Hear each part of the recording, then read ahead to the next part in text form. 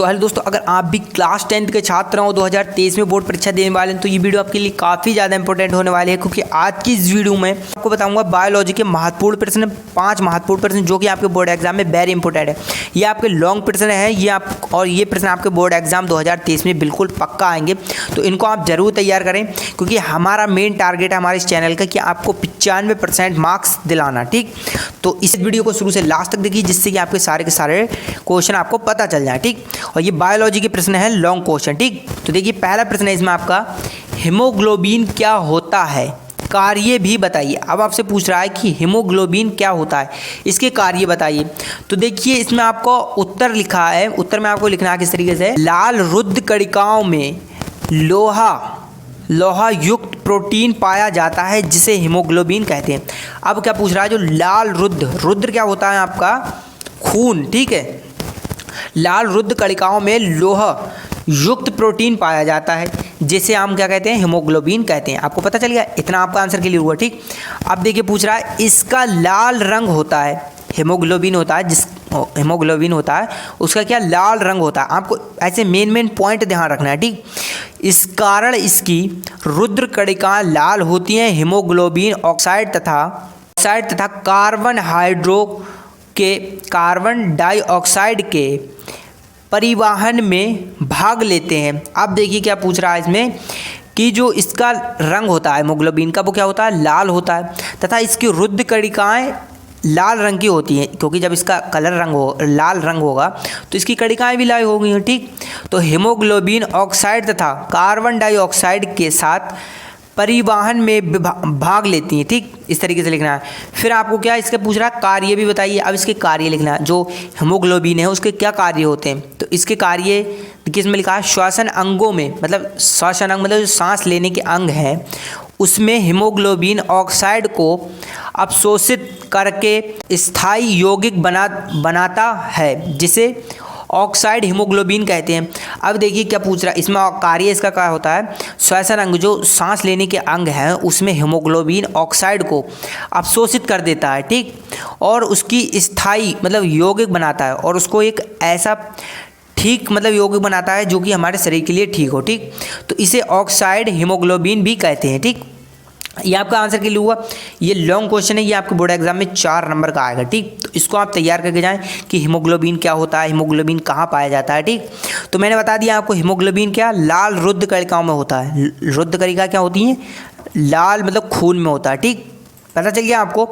तो इसी तरीके से आपका आंसर है, इसको आप सॉल्व करेंगे तभी आपको बोर्ड एग्जाम में अच्छे नंबर मिल सकते हैं। ये आपका दूसरा प्रश्न जो आपके बोर्ड एग्जाम के लिए वेरी इंपॉर्टेंट है, वो है आपका प्रकाश संश्लेषण की आवश्यकता कच्ची सामग्रिक पौधे कहाँ से प्राप्त करता है।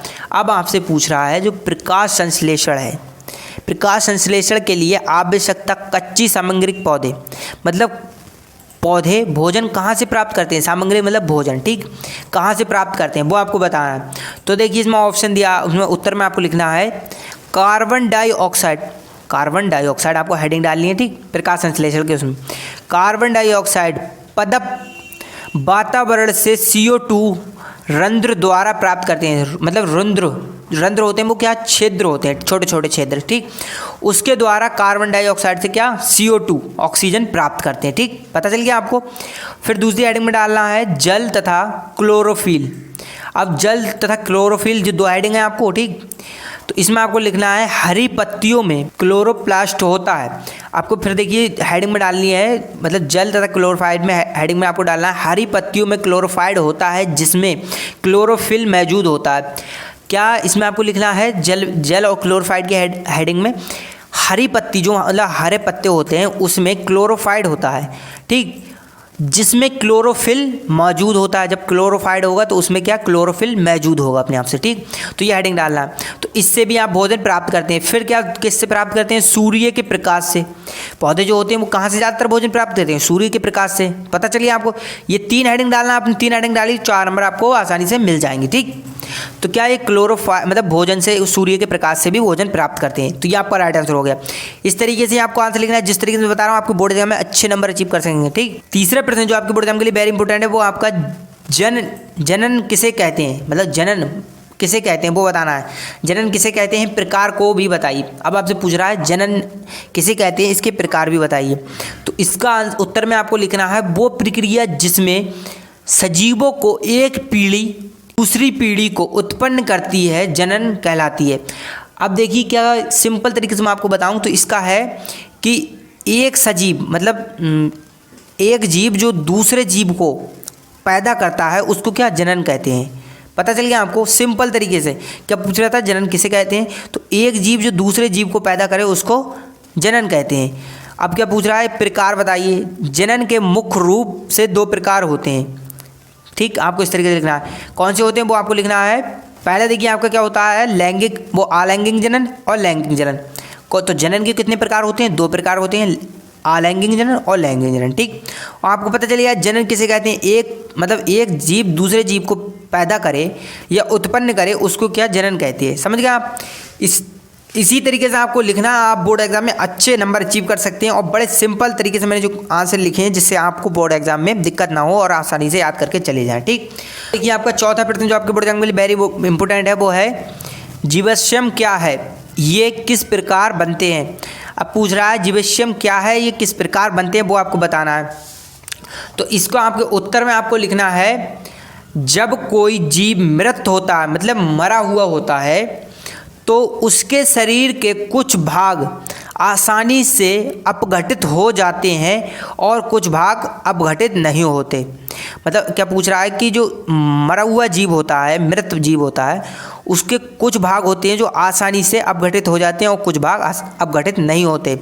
जब अन्य अपघटित भाग कीट मिट्टी में मतलब कीचड़ मिट्टी में परीक्षित हो जाता है तो लंबे समय के बाद कठोर हो जाता है। अब देखिए क्या बहुत सारे आपने ऐसे जानवर देखे होंगे जो मतलब कीच में पड़े होते हैं, उनकी शरीर पर एक मोटी सी परत बन जाती है कीच की। ठीक, कीच की मिट्टी होती है उसकी परत बन जाती है, वो क्या होती है, कठोर बन जाती है कुछ समय बाद। और जीवाश्म कहते हैं जो वो मोटी परत उनके खाल पर जम जाती है उसको क्या जीवाश्म बोलते हैं। समझ गए आप किस तरीके से। ठीक है, ये एक प्रकार के कठोर अपशिष्ट द्वारा दीप्त होती है। ठीक, आपको इसी तरीके से लिखना है। क्या है जो मैंने बताया कि जब कोई जीव मर जाता है तो उसके शरीर पर कुछ आसानी से भाग अपघटित हो जाते हैं, मतलब कुछ आसानी से भाग पानी में पड़े पड़े सड़ जाते हैं या मतलब समझ लो अपघटित का मतलब ख़त्म हो जाते हैं। समझ गए। और कुछ भाग नहीं घटते तो उनका क्या है, उनको कीट मतलब कीचड़ मिट्टी में परीक्षित हो जाते हैं और तो लंबे समय के बाद कठोर हो जाता है, मतलब जैसे इनकी कुछ हड्डी वगैरह है वो रह जाती है तो वो कुछ समय बाद क्या है अपने आप से ही गलना शुरू हो जाती है, तो उसको क्या जीवाश्म कहते हैं। ठीक, समझिए आप। अब देखिए 5वां प्रश्न जो आपके बोर्ड एग्जाम के लिए वेरी इंपॉर्टेंट है वो है देखिए आपका समजात तथा समरूप अंगों को उदाहरण सहित बताइए। पूछ रहा है समजात तथा समरूप अंग कौन से हैं, इनको उदाहरण सहित बताना है आपको।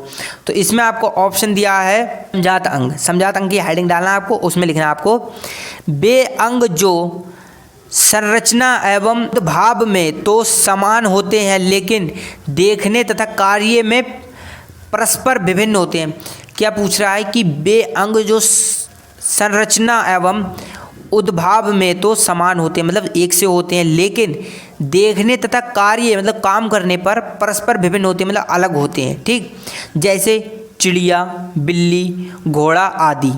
ठीक, तो ये इसके उदाहरण है, समजात अंग है। ठीक, कौन से, चिड़िया, बिल्ली, घोड़ा आदि। ठीक, फिर देखिए आपको क्या समरूप में लिखना है। समरूप अंग कौन से होते हैं, प्राणियों के वे अंग जो समंजक की दृष्टि से समान हो लेकिन उनका उद्भाव विभिन्न अंगों से भी होगा तो ऐसे अंग को समरूप कहते हैं।